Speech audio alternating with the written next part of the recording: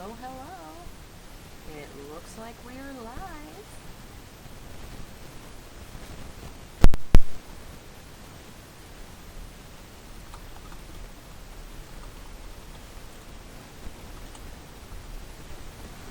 Alright, we'll take a minute to let folks hop in.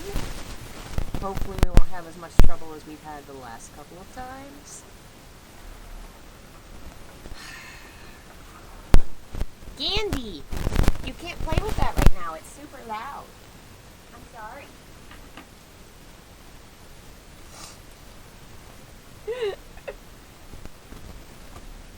Alright, let's...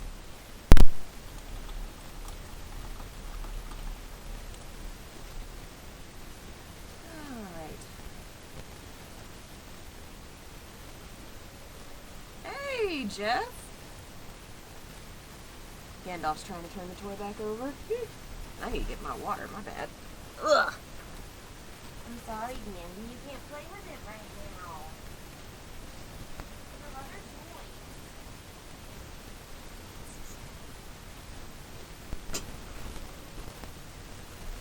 toys. Hey, Silent Konami, Delvin, Craig.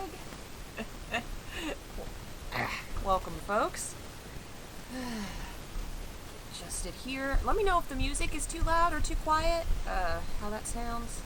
If I sound good, we'll get going in a minute. I sound staticky? Oh no. Is my mic going? Alright, let's try some things.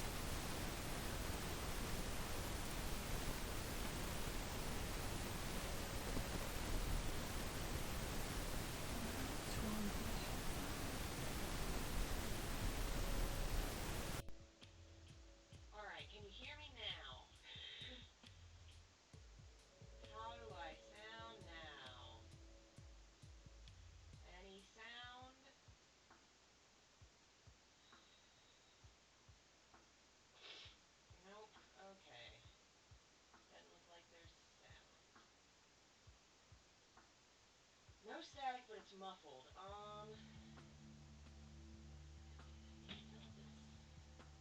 This one needs Logitech.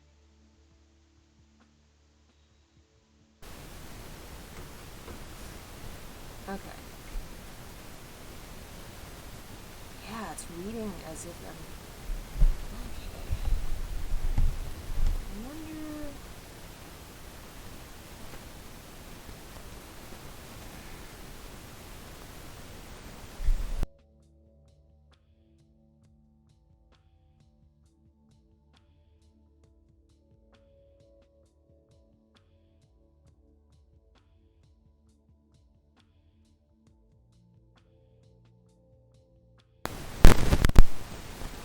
Whoa! Why is it in the red?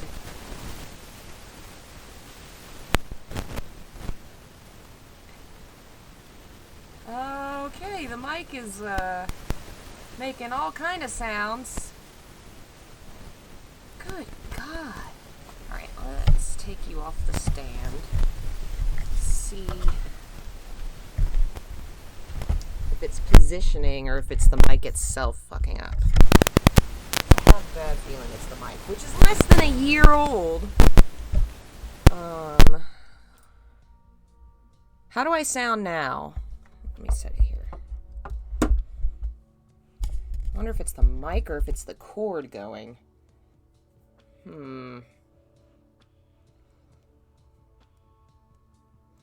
It's better? Do you still hear static? No more static? Huh. Very strange. Something about when it's hanging in the air. Hey, Pablo, and folks jumping in. I guess when it's on the... Well, I mean, it did it last night, too. It must be going. I'm gonna have to replace it. Frick. Grr. I'll try replacing the cord first and see if that helps. And if not, then, yeah, we're gonna have to... Now, how do I get the pop filter in front of it? Actually, there we go. That works. Or... Let's move that out of the way. Now it works. Okay, yeah, we're not getting any more feedback. Yay. So how does the music sound? Can't believe YouTube notified me on time, right? People notified about videos on YouTube? Who can believe it? It shows only one person watching for you. Well, YouTube can only get so many things right in a day. One thing. Maybe. But thanks for joining us, folks. This is Fanfic Friday. Once again, jumping into the horrors of my childhood to explore the early writing of Baby Muse. This is called Final Hell because I was so creative, and it's a crossover between Final Fantasy VII and Silent Hill. It was my first attempt at writing horror, so that's a thing we're gonna experience, is what my 15-year-old self thought horror was. And it was also my first attempt at screenwriting. I'm going to have to dig into my files because I know I have it somewhere. But I wrote this as a script originally, and I had my friends film some of it for like a day. It was like horrible because none of them actually wanted to do a film. They wanted to play. It was summer. And I was like, come on, let's make a movie. It did not work out.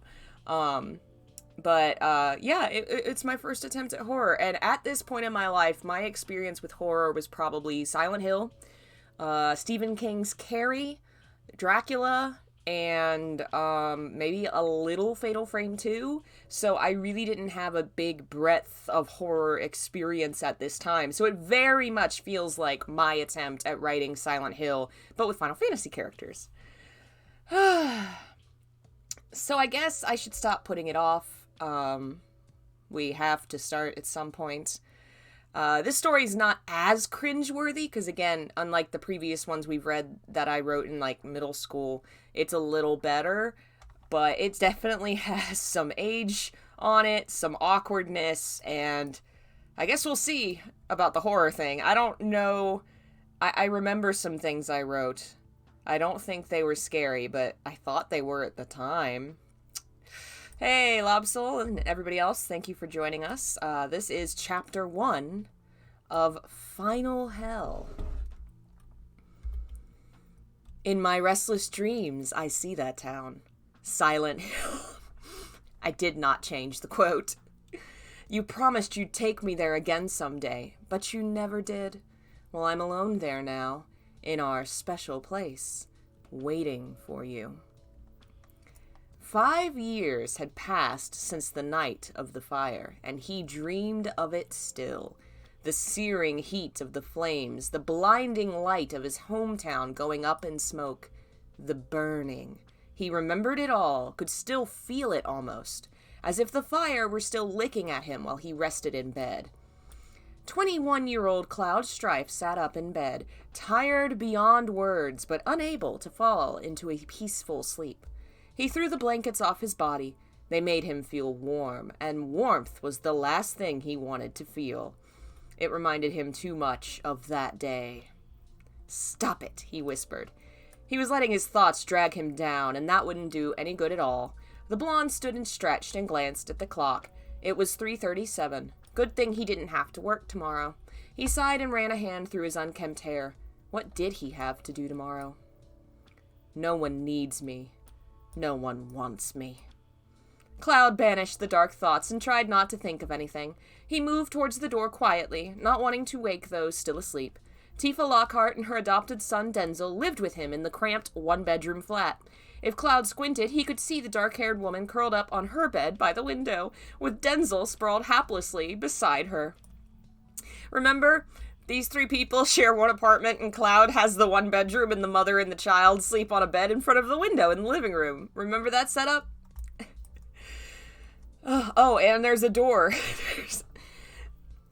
Oh, man. It was a struggle. No, actually, I wrote, it was struggle. It was struggle. Even with 2 incomes and a shared rent. Tifa worked as a barmaid at all hours, and I guess a barmaid could work in the morning, but typically the hours are just the night. Cloud did whatever odd jobs he could, fixing things or making deliveries. Denzel was a 6th grader, and school was his job. They were doing the best they could. Tifa hadn't been there the day of the fire. Her family had moved away from Nibelheim before Shinra. Stop it, Cloud whispered again, though it was less of a whisper. He froze. Tifa moved a little on the bed, but remained asleep. The blonde let out the air he'd been holding. He just let out. And slowly opened the door. So, again, this is a one-bedroom apartment, but there's a door between the living room and the kitchen. The kitchen was small and dirty, with dishes in the sink and the remains of Denzel's dinner on the counter. Because they want rats. They want rats. Cloud picked up the dish and headed to the trash can, scraping it off. You can kind of see here where, like, the pattern of the writing, the way I'm arranging my sentences and like, you can see a kind of style building, and that I kind of know what I'm figuring it out. But the everything else is still so obviously written by a 15-year-old who doesn't know what apartments look like, who has no idea about jobs, who doesn't think of the fact that you shouldn't leave food on a table, there will be rats. Like, there's other larger pieces that feel off, but the writing itself is starting to take shape. In the trash was a newspaper, dated a few weeks prior. As soon as he realized food was about to fall onto it, Cloud gasped and reached right into the trash. He yanked the newspaper out and wiped it off, cursing quietly. Damn it, Tifa. The woman kept trying to get rid of it. Cloud wouldn't let her. These got out of order, but there's the newspaper. Flattening out the paper, Cloud's eyes darkened as he gazed over the front page. Tragic crash beneath Mount Nebel. Midgar natives killed while traveling abroad. The image beneath the title made Cloud's stomach twist in knots, and a shot of heat raced up his throat, like he was going to be sick. Oh, okay, I guess that's... okay. Cloud turned away, gripping the paper so tight his knuckles were white and the paper was ripping. Without looking at the newspaper, Cloud folded it back and set it on the counter, biting his lip as he did. A few tears escaped his eyes meanwhile. No matter how much time passed, nothing changed. They weren't coming back, no matter what. Now he had more terrible things to dream about. You can tell I wrote this after Advent Children. I knew nothing about the game. I had just seen Advent Children. Just as Cloud was about to step away, something on the counter caught his eye. Turning, he saw something tucked into the newspaper. What? Unfolding the paper, a few things slipped out. It was an envelope. Dingy, slightly gray, with a few wet spots. It looked like it had been through some trouble. Cloud tentatively reached out, as if it might bite. When he grabbed it, nothing happened. The man flipped it over, and his eyes grew wide. It was addressed to him, but he'd never seen it before. He hadn't received any mail other than bills in a long time. And how would it end up in the trash? Slightly confused and a bit shaken, Cloud carefully ripped the top off and reached in. Holy! He bit back a scream and dropped the envelope onto the counter, jumping back. Something had been inside it, something very wet and very cold. Heart pounding, the blonde reached forward again and pulled on the envelope. He lifted it by the end and let the contents slide out. A letter was inside, folded into 3 parts, and tucked into a plastic baggie so it couldn't get wet. Very thoughtful of this, we can't even call it Silent Hill, this ghost town. The other thing clicked on the counter and began to roll, almost falling off the side. Cloud leapt forward and caught it, shivering from the cold touch. It was a vial, like from a lab or doctor's office. It was about the length of his palm and width of his finger. Inside, it was half full with a light green substance, with condensation covering the outside. No wonder it had been so wet. I don't know why it would have had condensation, or what that would mean. Yeah, I'm not sure. He set the strange vial aside and picked up the letter in the bag. It removed it. It removed it and unfolded it and saw that some of the water had managed to get inside. A few places in the letter were wet and the ink had run because of it. Still, he could manage to read most of it. Cloud began doing so. Hey, Cloud. Been a while. What's up? Sorry we left so abruptly. It was kinda unplanned. One morning, I wake up to go to work, and next I know, Aerith's dragging me to the van, telling me we gotta go somewhere. You know me. Never could say no to a pretty face. It's also very clear I don't know anything about Zach. Cloud blinked at the letter, no longer reading it. His heartbeat quickened. His breathing hastened. It couldn't be, but the handwriting, the writing style, it was just like him. She really needs to go to the East Continent for some reason. We're gonna head toward the Nebel Mountains near your hometown. I told her we should bring you since you know the area, but she says we can't involve you. She doesn't think we can involve anybody. It's scaring me a little. She hasn't acted this way since... This part was too wet to read. And I know I'm a soldier. I'm ready for anything, but I've got this really weird feeling, like something bad's gonna happen. I guess a lot of that's been going on lately. I mean, after... This, too, couldn't be read. Our group of friends is really thinned, huh? I don't want to lose anyone else, I guess. I don't want to lose Aerith. So I'm sending you this letter. There's no way I'm going to let Aerith get hurt, but if we don't return soon, Cloud, I'm counting on you to come save her. You're the only one I would trust with that. Look in Nibelheim. I have a feeling that's where she'll be. Thanks, man. Zack. Tears were falling from Cloud's eyes to the paper in his hands, and his arms were trembling. The man stumbled over the couch and sat down. His eyes scanned the letter for a date, but couldn't see one. Immediately he stood and raced to the counter, grabbing the envelope. There was a date in the top corner. A week before the announcement of Zack and Aerith's car crash in the Nebel Mountains. It had been sent before their deaths. Cloud's eyes slowly traveled from Zack's letter to the vial of green liquid resting on the counter. What was going on? God, so much. Cloud is so melodramatic in this story. And it's because I was a teenager, so I was melodramatic. And Advent Children had come out, so he was melodramatic. Yeah, so much happening. Alright, let's jump to the... Here we go. When Tifa Lockhart awoke the next morning, she found Cloud in the same place he'd been when he read the letter. The letter was on the coffee table, next to the envelope and the vial. He was staring intently at these items. That's a weird way to write that. The woman was in a big baggy t-shirt. Oh, God. Tiny gay me. The woman was in a big baggy t-shirt that did little to hide her large bosom. I mean... Her hair was a mess, and dark bags were under her eyes. She glanced from Cloud to the coffee table and back. "What's this?" she asked. Cloud glanced up at her with blood-red eyes. "I was hoping you could tell me." Tifa blinked. "Why is that?" The man stood and frowned, turning from her towards the window. "Because it was in the trash, and you seem to enjoy throwing my things away." The woman looked hurt by the statement, but she had gotten used to being hurt by Cloud's words. Damn.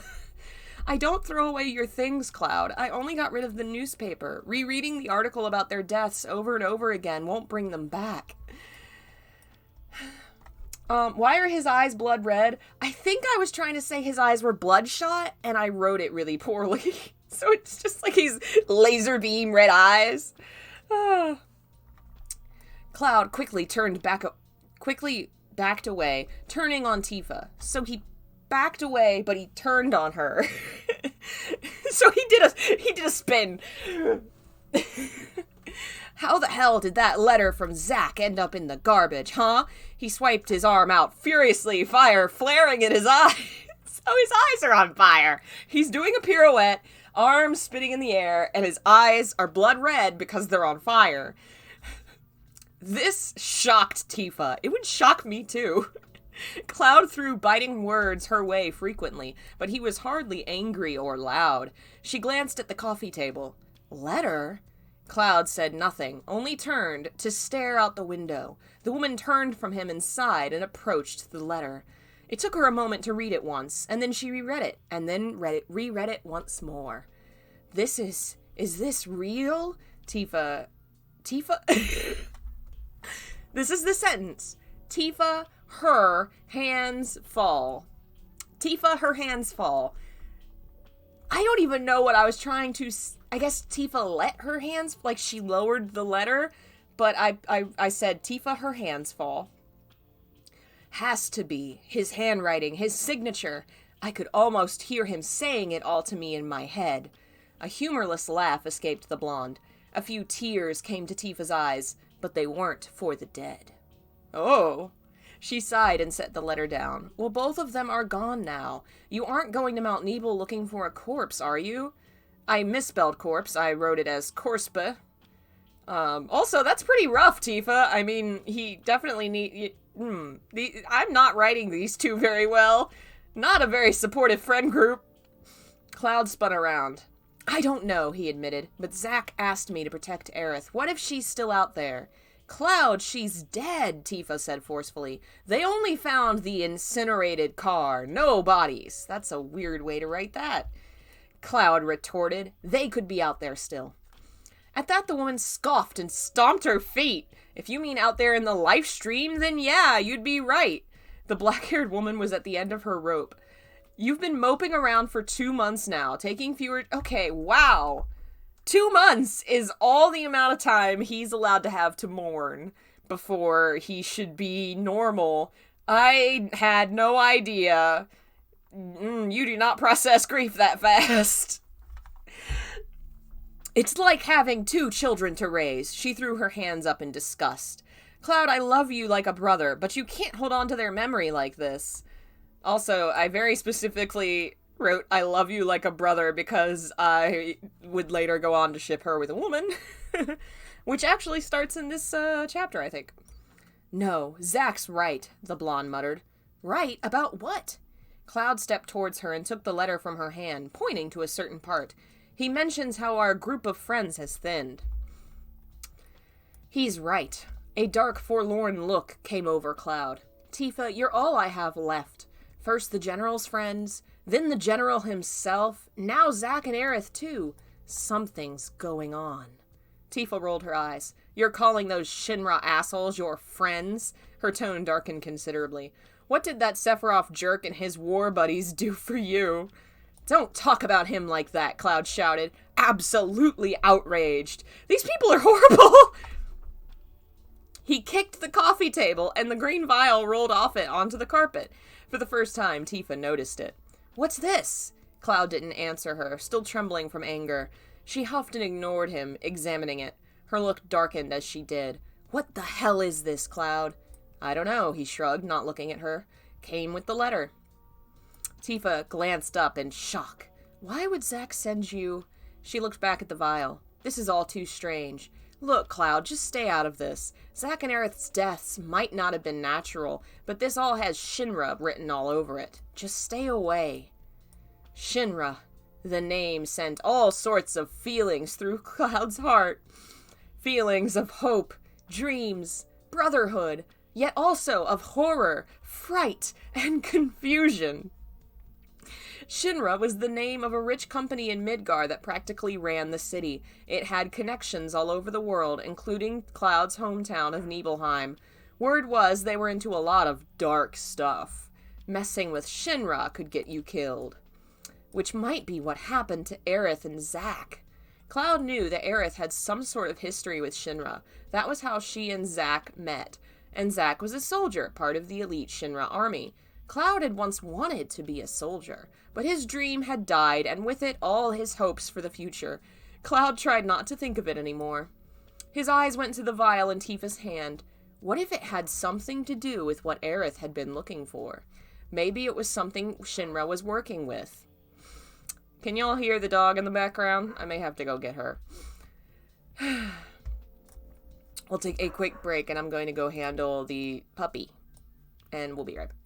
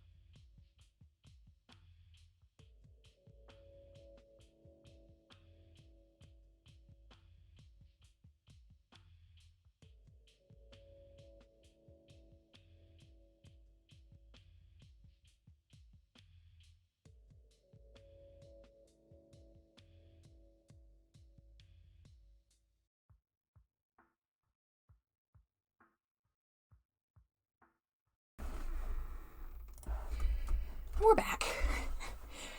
My mom went to get the mail, and Lola was upset that she was left behind. Okay.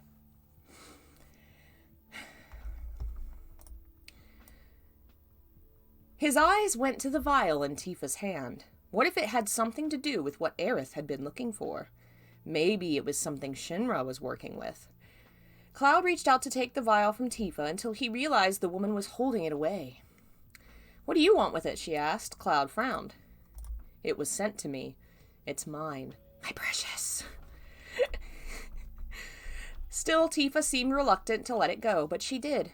Does she know what this is? Cloud decided to ask her. "No, but I've got a bad feeling all the same." The woman's eyes lingered on it a little longer. Cloud held it tightly. "Isn't it time for Denzel to get ready for school?" With one last glare, Tifa headed back into the bedroom. Cloud grabbed the letter and the vial, tucked them into his pocket, and then grabbed his keys to the bike from his key rack. He needed some fresh air. 15 minutes later, Cloud found he had driven to the airport without realizing it, which means suddenly that Final Fantasy VII has an airport in Midgar, which definitely does not exist.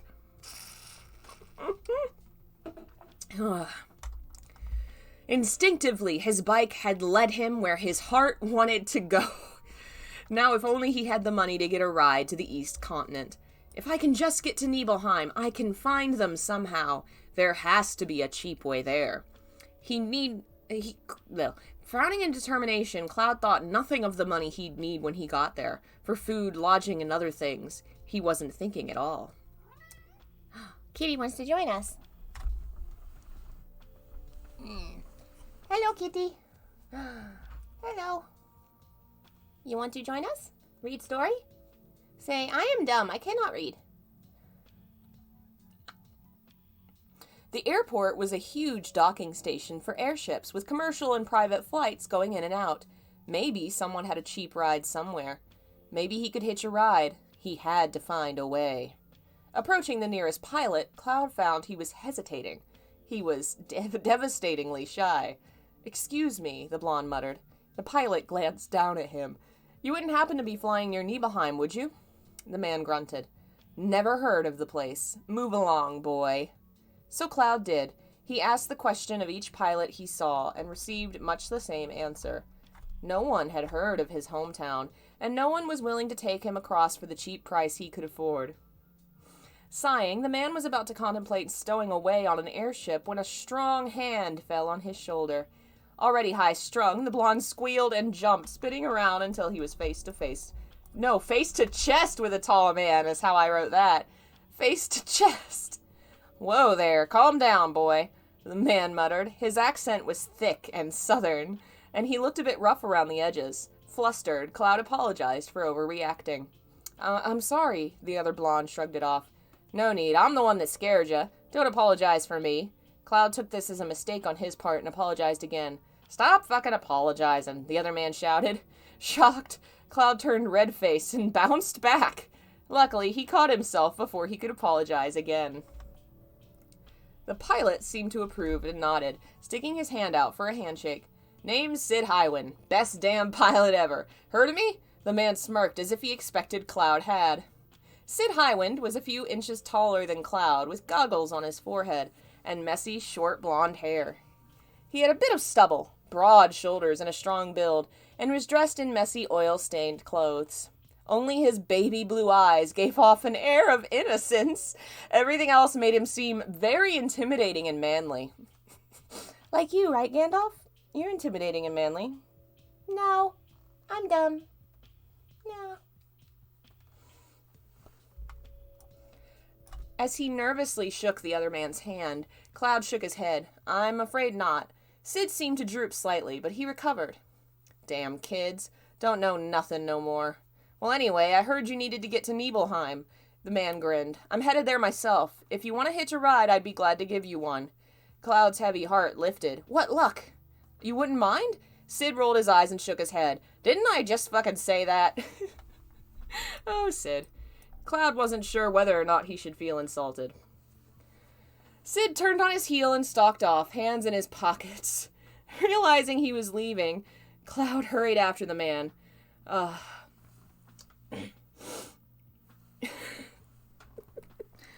There you go, buddy. He got tired of hanging out. Don't be stupid. I don't want any more idiots on my plane. No, I already said. I mean, damn, we've already got Suddenly, the man ceased to speak and slowed to a stop. Cloud cocked an eyebrow. Are you all right? Sid seemed to awaken from his stupor and blinked, grunting. I'm fine, all right. Hurry the fuck up. The pilot resumed, walking at a fast pace, and Cloud had to race to keep up. Cloud wondered why anyone would be headed to Nibelheim. The town had been a small, unknown place to begin with, and now it's a ruin. Why was this rough pilot headed there? He decided not to ask, since he was getting a free ride. As long as he made it to the small town, he didn't care about anything else. It wasn't a surprise Cloud was gone when Tifa returned to the room. She had been expecting it. He had begun running off pretty often, riding around on his bike. He loved that thing like it was his child.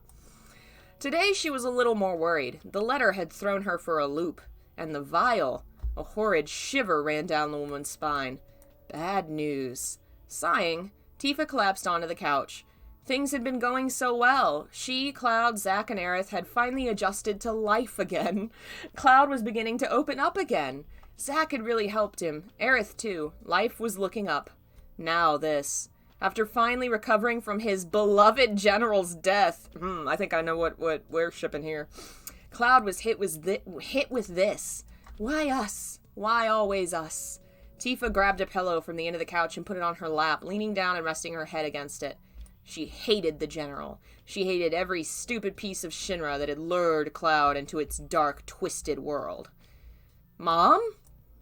Tifa sat back, seeing that Denzel was standing by the door, ready for school. She forced herself to smile. Just a minute, sweetheart. Let me get dressed. A few minutes later, they were in the car, driving down the road. Tifa let her thoughts drift, trying not to worry about Cloud.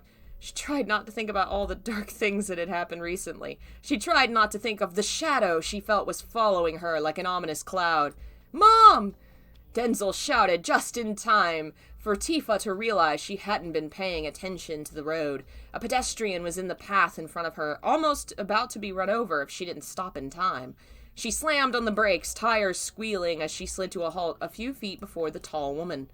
The car seemed to screech in agony, and those around panicked, frightened and shocked at the close call. Strangely enough, the woman who'd come close to death seemed undisturbed. Said woman glanced up at the car slightly, hardly looking at it, before meeting Tifa's eyes. The stranger had only one eye, and it was a strong blue, piercing like ice. A strange feeling passed through Tifa then, a feeling she hadn't felt in years. Cold, bristling fear. It was going to be a long morning. Hey, Jono, welcome. Alright, jumping back to the airship. Lucky for Cloud, Sid didn't mind hauling his motorcycle onto the airship. Beautiful machine, Sid said of it, looking it over with a mechanic's keen eye. I could do some stuff to it, though. It hasn't been given the love and care it really needs. Oh, man. Again, my general lack of knowledge of things showing itself. He could do stuff to it. Who knows what the stuff is, but he could do the stuff. You're a little late, but that's alright. We're only on chapter 1, setting up the journey to Silent Hill. Cloud let out a short laugh. I would give it more care if I could afford it, Sid laughed louder. I hear ya. Once the bike was loaded into the airship, Sid led Cloud through the cargo bay towards the front, passing a few airmen on the way. Each one greeted Sid with respect, usually calling him Captain.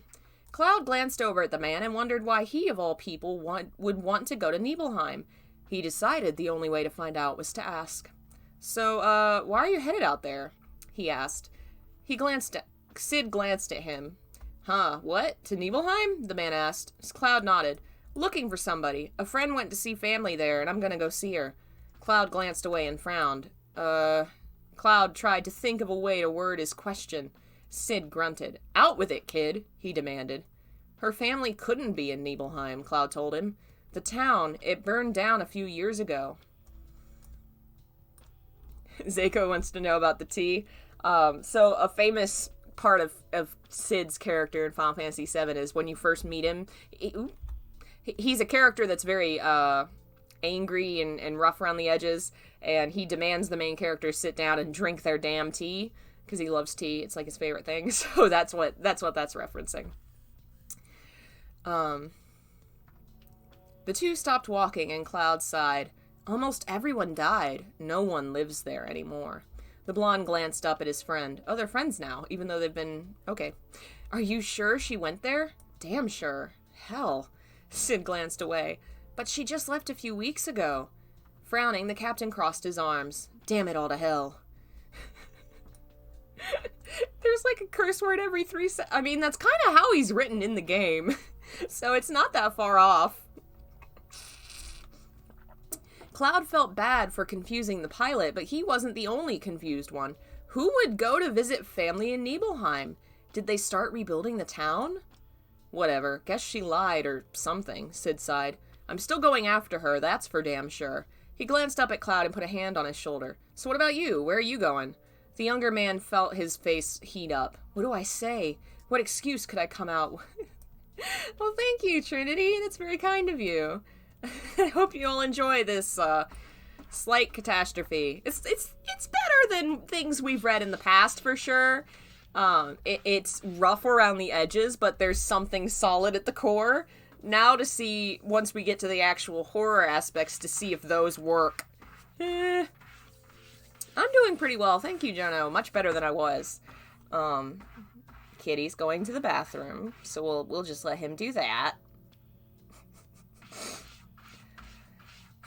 He has to make noise. He's not actually... This is too much detail, but he likes to just touch the wall. It's not of any purpose. He just does that, and it makes noise. The other two don't do that. Silent bathroom time. Just Gandalf. You're done, buddy. You're just scratching the wall for no reason. Hi. Yeah, you're dumb. I love that dumb kid. I'm looking for someone too, he finally said. The lie made him feel worse, but he couldn't exactly tell the truth. And it was a half-truth besides. Well, good luck to us both. With that, Sid kept walking towards the front deck. You might as well hang out until we get there. Don't cause no trouble, you hear? Is this better than your RE5 Chris Wesker story? I think so, because it actually has, like, a solid premise, whereas the premise of that story was just, I wanted those two characters to bone. Whereas this, like, there are some kind of correlations between, like, Cloud's traumatic past that he doesn't remember and a Final Fantasy, like, a Silent Hill kind of scenario. I can kind of see where the two sort of fit together well, but we'll see if I actually manage to write anything frightening. The doors to the room slid open and then closed, and Cloud was alone, standing in the hall. After a moment, he found his way to the observation deck and sat across from the large window looking out over the airport. A sinking feeling took over, a terrible feeling he was making the biggest mistake of his life. Hey, fucktards, this is the captain speaking, telling all you pansy bitches to buckle up and prepare for launch! Hell yeah! Oh, God!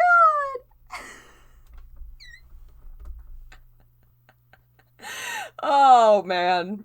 Again, I had not played the game at this point. I'd only seen the movie Advent Children, so all I knew about Sid was he was a pilot and he cusses a lot. And that's all I knew. That's all I knew. Oh, man. The line clicked off, but Cloud didn't bother reaching for his seat buckle. He kept staring out the window. On the one hand, Zack and Aerith might be dead. Two of the only people in the world he cared about gone forever, taken from him by the spiteful powers that be. I guess the life stream? I don't know. On the other hand, they could be alive, and for some reason wrapped up in a Shinra catastrophe. I think I meant to say... a Shinra catastrophe? Probably I meant like a... What? Now I can't even think of the word. The C word that's a conspiracy. Probably is what I meant. Wrapped up in a Shinra conspiracy that had to do with Nibelheim and the vial of green liquid Cloud had. The blonde had his hand in his pocket, nervously fidgeting with it. Which was better, being alone or being involved in a secret, deadly Shinra plot? Cloud knew almost immediately anything was better than being alone. Once the ship did begin to shake and take off, Cloud reached for the buckle. He couldn't risk dying, not yet. He had to find Zack and Aerith first. Tifa had a bad feeling after dropping Denzel at school. Instead of going to the store, she rushed straight home. Cloud was still gone. No note, nothing. He'd be back soon. He often took drives for long hours, gone from morning to late night. He was fine, Tifa told herself. When she stepped into the living room, she didn't... Hands off! Buddy, chill out. She almost didn't notice she wasn't alone.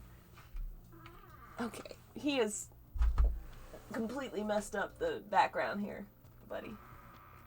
How do I... I'm not even sure what he did. I'm just gonna adjust the camera.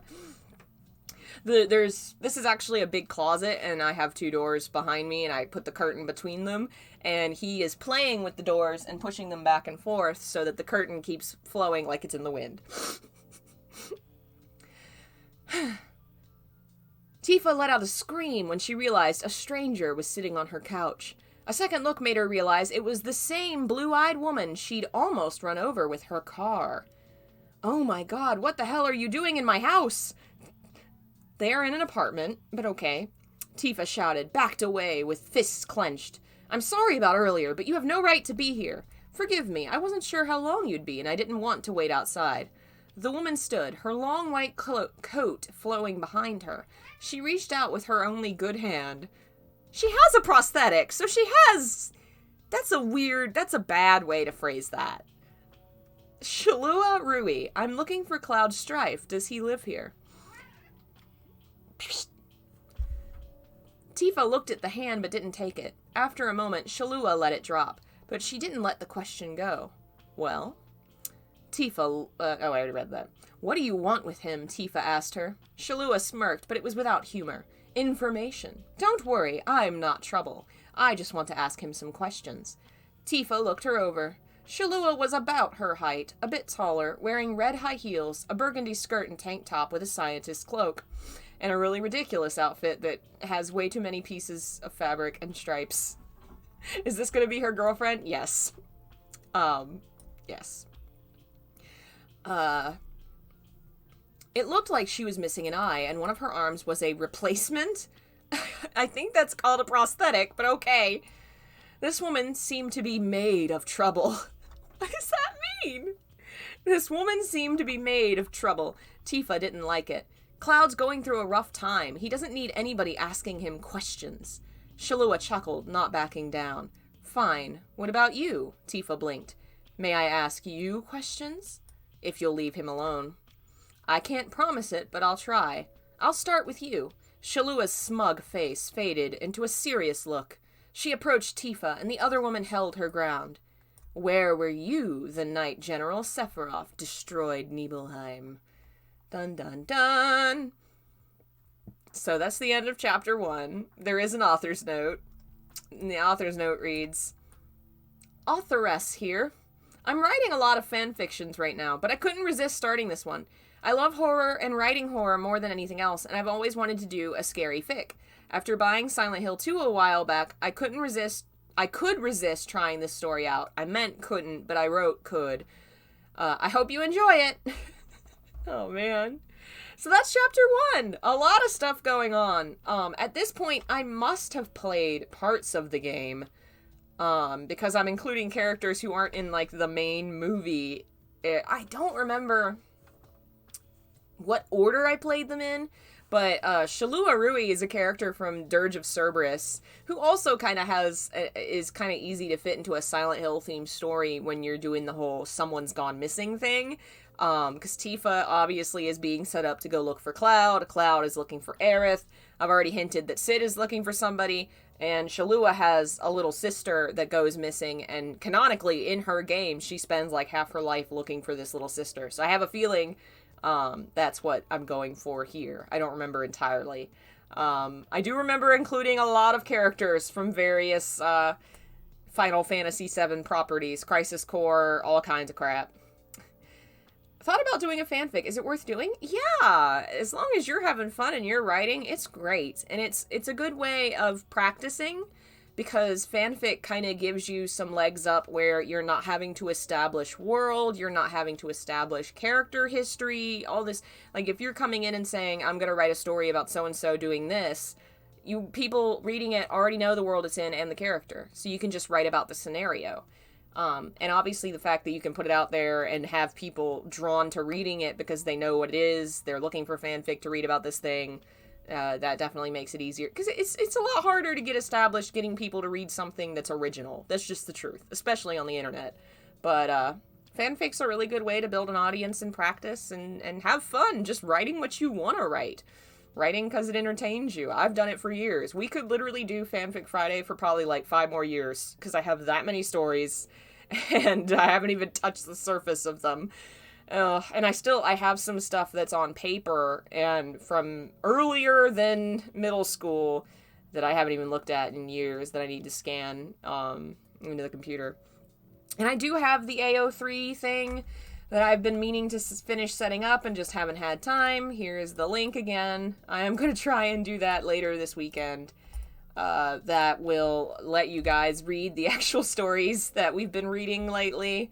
And I guess I can go to the main image again. This one was pretty slow, kind of just setting us up. No real horror. Some horrible writing here and there, but not as bad as things we've survived before.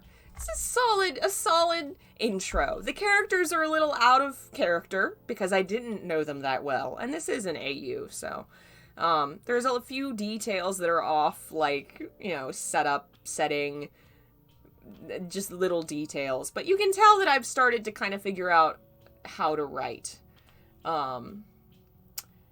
Yeah, you can show the art. If you want to, you can join the Discord. There is a channel for sharing artwork and stuff. That'd be an easy place to do it for fanfic or general art. No, there won't be any Silent Hill characters. There will be a lot of monsters, but almost entirely the characters and everything in this are drawn from Final Fantasy VII. It's just kind of the setup and the themes that are Silent Hill. It's really a Silent Hill inspired Final Fantasy VII story rather than a crossover, but I mean that was the best way to describe it in fanfiction terms, Yeah, but yeah, that was fun. A good setup. We've more to read next time. I think there's 11 chapters. I only did one this week because I have some family coming into town and I knew that I would probably not have time to read 2 whole chapters. I think it's 11. Let me see.